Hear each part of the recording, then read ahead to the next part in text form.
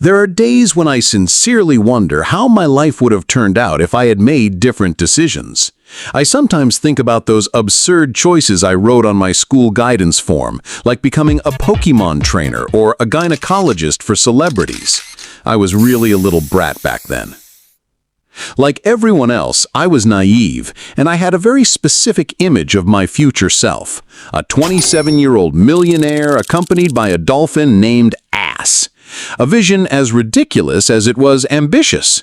But reality turned out quite different. At 27, I'm simply finishing an animation featuring a dog peeing.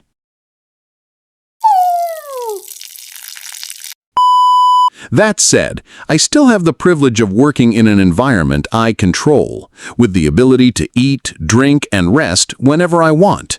Basically, the luxury of working from my own bedroom. However, this comfort comes at a cost.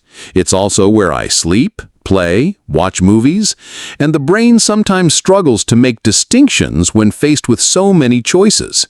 Mine, for instance, often chooses to do nothing at all, which leads to an almost automatic sense of guilt. Sometimes I'm so unmotivated that I invent distractions for myself. For example, yesterday I was supposed to finish coloring the cover of a book, nothing too complicated. But then my fan started making a slightly annoying noise. So I took it apart to oil it. And since I already had the WD-40 in my hand, I ended up oiling the door hinges, the gate wheels, and the mailbox flap. Then, caught in a frenzy of secondary tasks, I ended up dusting off the carpet on the balcony. As a result, my day ended at 2 a.m. without the original task actually being completed. I often wonder why I do this. In fact, if you ever come to my place and everything is spotless, it probably means I'm desperately trying to avoid working. I'm convinced that my motivation wouldn't even win an arm wrestling match against my laziness. I try to convince myself that this time will be different, that I'll stick to it, that people will be proud of me. But behind this naivete and ambition lies another truth. I believe motivation is something that starts from nothing. You have to force yourself to begin, push to the limits of what you know you can do, and it's only then that the results might start to feed that motivation. I see it as a muscle that grows through success. The more positive feedback you receive, the stronger it becomes, and the easier it gets to move forward. It's a virtuous cycle, at least in theory. Because in practice, I don't know much about it, and I get the feeling all of this is just a well-built excuse for my laziness. When you're creating on your own, motivation is just one element among many. You also have to manage organization, hygiene, stress, talent, communication, and most of the time, my motivation seems to have run away from all of these responsibilities, as if it were now living a simpler and quieter life somewhere else. That's probably why I start so many projects that I never finish.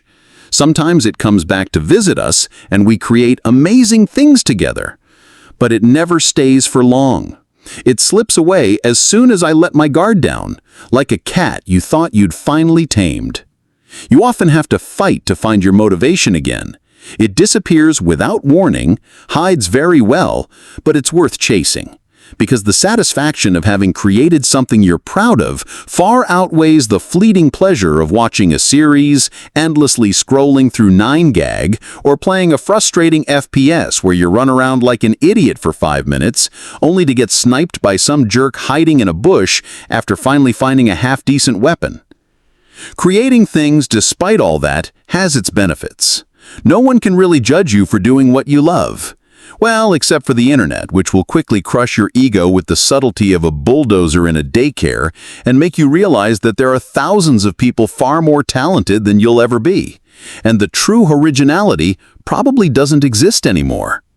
But despite all that, despite the doubt, the comparisons, and the constant self-questioning, just leaving behind a tiny trace of yourself in this vast cosmic web of humanity already means something. Maybe I'm exaggerating. I probably am. Still, doing what you love and sharing it with others is infinitely more valuable than doing nothing at all.